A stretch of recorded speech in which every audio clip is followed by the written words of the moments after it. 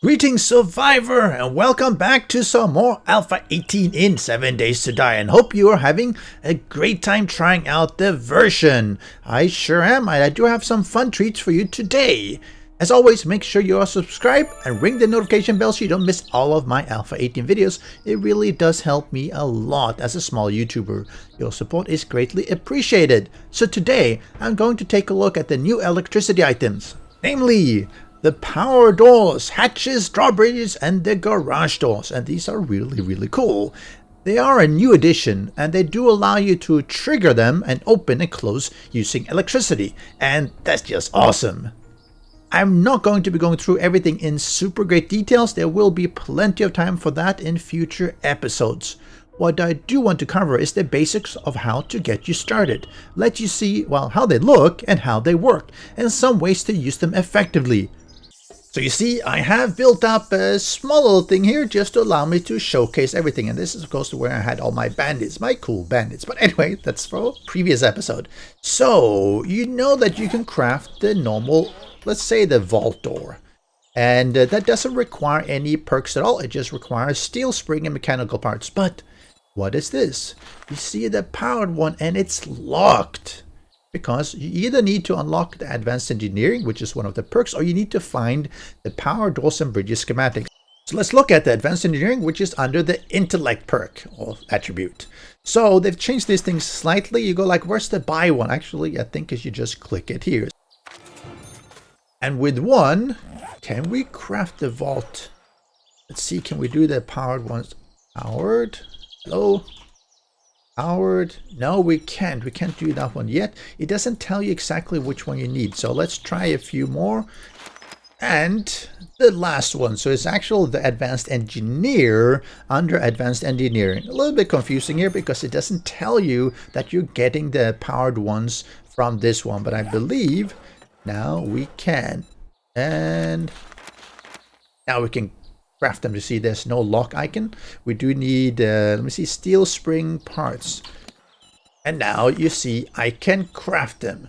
So you do need to put quite a few points into intellect unless you actually find the schematic outside, and they take a while to craft, but we don't care about waiting for that one. So again, make sure you either find the schematic or unlock it to advanced engineer. I wish that the actual crafting vault would tell you that. It does tell you that you require advanced engineering. It doesn't tell you which level, which is a little bit frustrating for some of these things. They should be giving you more information. For instance, here, you would have imagined they could put more information saying that it's the advanced engineer, the final unlock for advanced engineering perk tree. So you see, we have a normal vault door here, and then I have a powered one here. They look, well, pretty much identical, but we're going to put one down here, and let's do it this way because, of course, this is the inside of our base, and you can't actually access it yourself. So this one, you just use E. This one, you can't actually access yourself. It would be kind of nice, actually, if they allowed you to open it by yourself as well. Because, I mean, it's the same model. It does have sort of this manual way. I probably think that they should allow you to either open with electricity or open manually, because there is a bit of a problem here. And I have a generator here I'm going to turn on. So let me then connect the generator to a switch, and I connect the switch to the vault door. So hit this one, opens, I go through, and well, now I can close it. So, you know, it's like, yes, I can do this. And now I'm outside, but now I can't actually get in. Well, of course, I can go around. So that makes it a little bit more tricky. Now you can go like, well, can't you use signal pass-through? And yes and no. There is the concept of the signal pass-through, where you connect, let's say, this one to this one and to here. And you would have thought, oh, fine, if I do this one, why isn't it opening? It's because this one is not enabled. And if you enable this one, it still doesn't do it unless both of them are enabled, because switches doesn't allow you to do signal pass-through. I wish we had just a button so you could tick it, because buttons generally, just like tripwires and everything, would allow for proper signal pass-through. But the switches unfortunately do not. So this one doesn't really help you one bit at all. So Then how do you use this one? Of course, you don't want to have two different doors, because either way, I mean, it's very difficult to get in and out then. But this is where you use the motion sensors to the rescue. So let's do that. Let me put one here. So you take the power here, and I'm gonna go from generator to this one so I can control everything to turn on and off, and this one to the motion sensor. Nice. And then I go into E to do this one. I'm gonna do 5 seconds. Oh, let's do 3. So now I walk here and nothing happens because of course I didn't connect the door, but now I did, and it opens and I go through and it closes. But it doesn't solve the problem with the fact that we can't get in once we're out. So you need a second motion sensor, and because motion sensors allow for signal pass-through, let me do this one. Doesn't go to the door anymore. We're going to put it to this motion sensor, and this motion sensor goes to the door. So if I'm inside, it opens, and I'm going to do this one to 3 seconds as well, and then it closes. When I come here, you see it notices you, and I go in and I go away. 3 seconds, it's going to be closing. Of course, you have to make sure that these ones are aimed the correct way, because you might not want to have it opening just because you happen to pass by here. But that's really a matter of how you decide this one. You can interact with it. You can go into the camera preview and say, hey, you know, I want to have it just here, for instance. So it's only when you pass. Okay, this one is a little bit too aggressive, maybe. Let's do it this way. Does it go now? All right. How about now? Oh, come on. Ah, now it does. Maybe because it needs to see my face. It doesn't like to just see the feet. So same thing here. You can sort of tune that one depending on which area you want it to cover.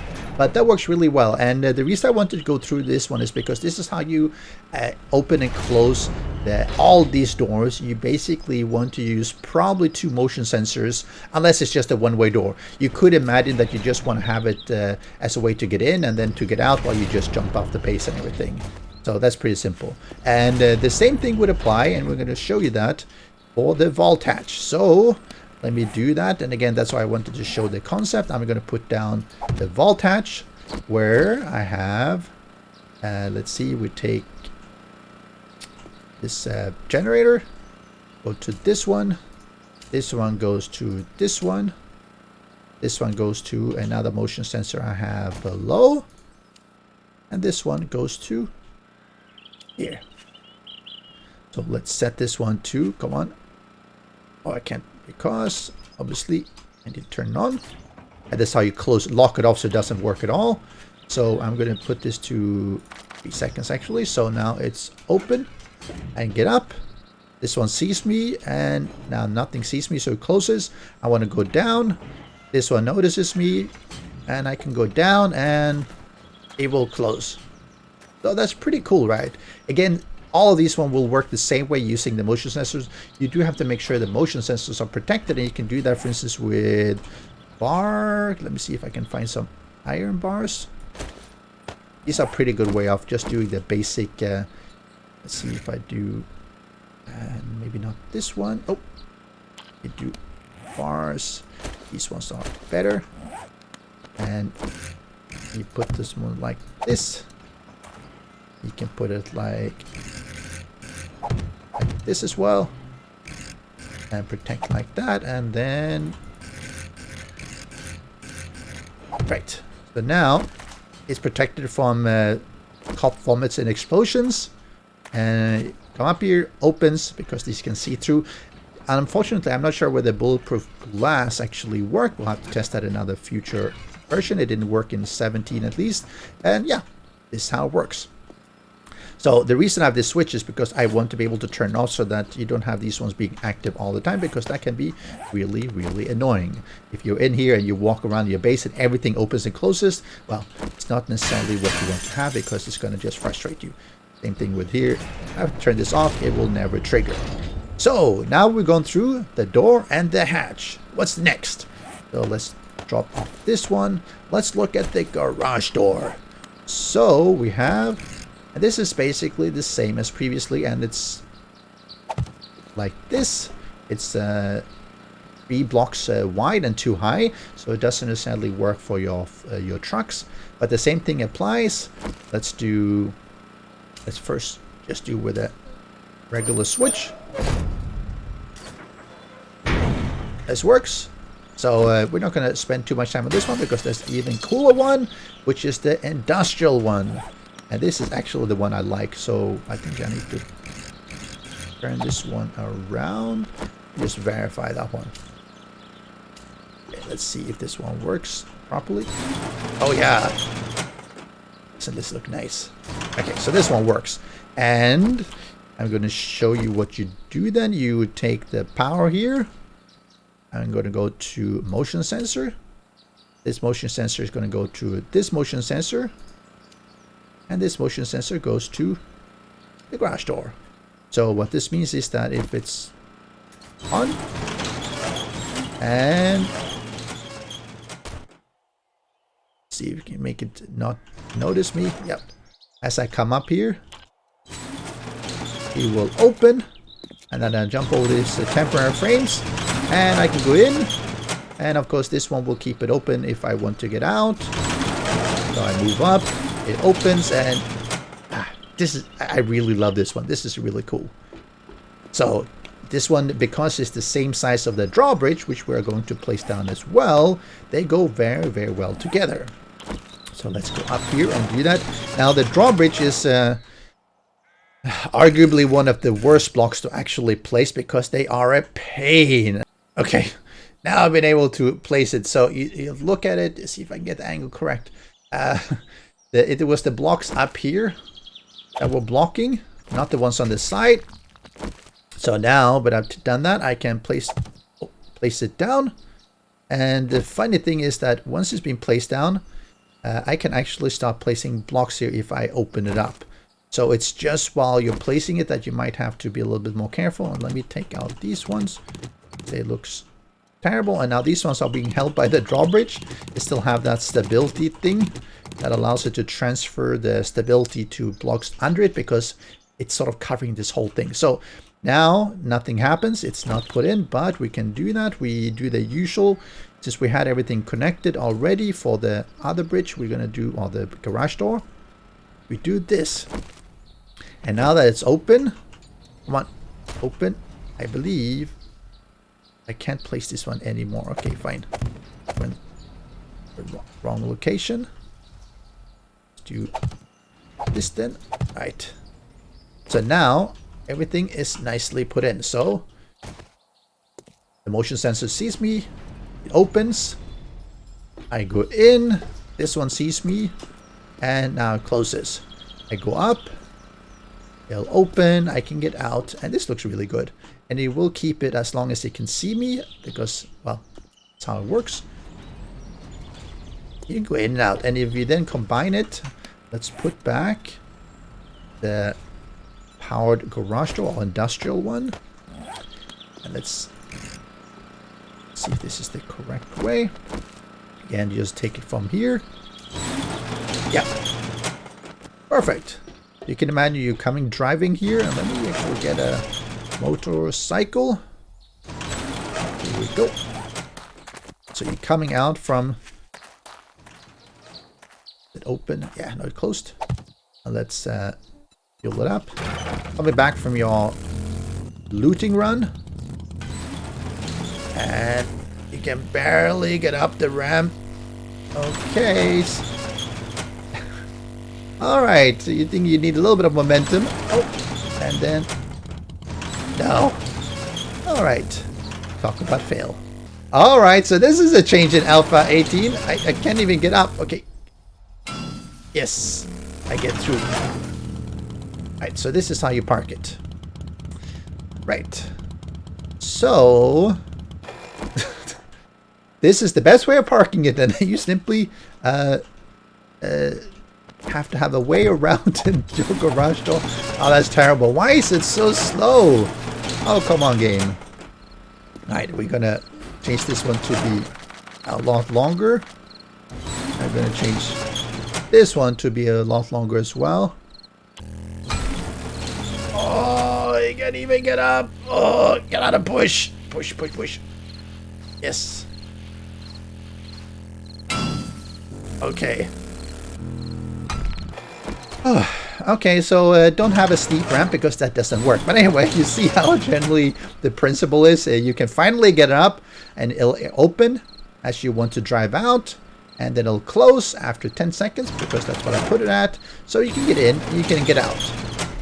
Whether you're running or whether you are driving, running seems to be easier, unfortunately. So again, let me just go through. You go from the generator bank to a switch if you want to, but you go to the one of the motion sensors, whether out or in doesn't matter. You go from that motion sensor to the other one, and then you connect whatever you want to have powered, and then you can play around with the settings, whether you want to have an instant or power duration, etc. Having 5 to 10 seconds might work for one of these because you have to get through. Having maybe 3 seconds works for the normal doors and hatches because you walk through a lot faster, and that's how you hook them up. So some final words here. Isn't this really awesome? You no longer have to dismount your vehicle as you come home. You drive in, it closes automatically. And of course, don't make a steep ramp because these motorcycles are really, really weak. I don't know whether that's a bug. But anyway, make it a gently sloping one because it doesn't seem to work otherwise. And so you can do this with a little bit of ingenuity. You automate it instead of having to go out and open and close manually. And of course, you require the resources and the skill unlock. So this is not an early game. This is more of a mid-late game, depending on what schematics you find. There are a lot of other utilities to this that we've barely been scratching the surface on. So why not put them in the base? You can open and close doorways to let zombies in. Maybe let in a few at a time instead of all of them. So few of them goes in, you close it and you kill them, and the rest goes to a different path, maybe get killed by your traps. And I think that would be really awesome. And I think what I want the Fun Pimps to do is to add a finer grain motion sensor capability. So what you right now have is that, let me get this, because this is like this. You can control whether it's yourself, allies, strangers, or zombies. That's it. There's no finer grained control possible.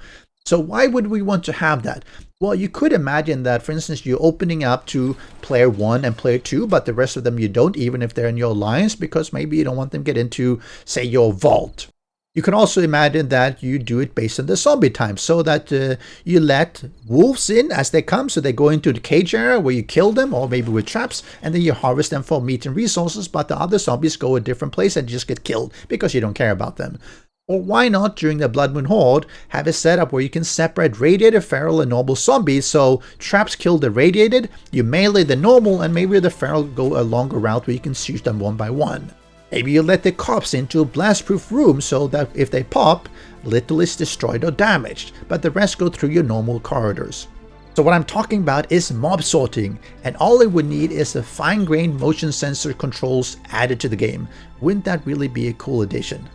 So I hope the Fun Pimps can think about and maybe do something like this in a future Alpha 18 version or maybe Alpha 19.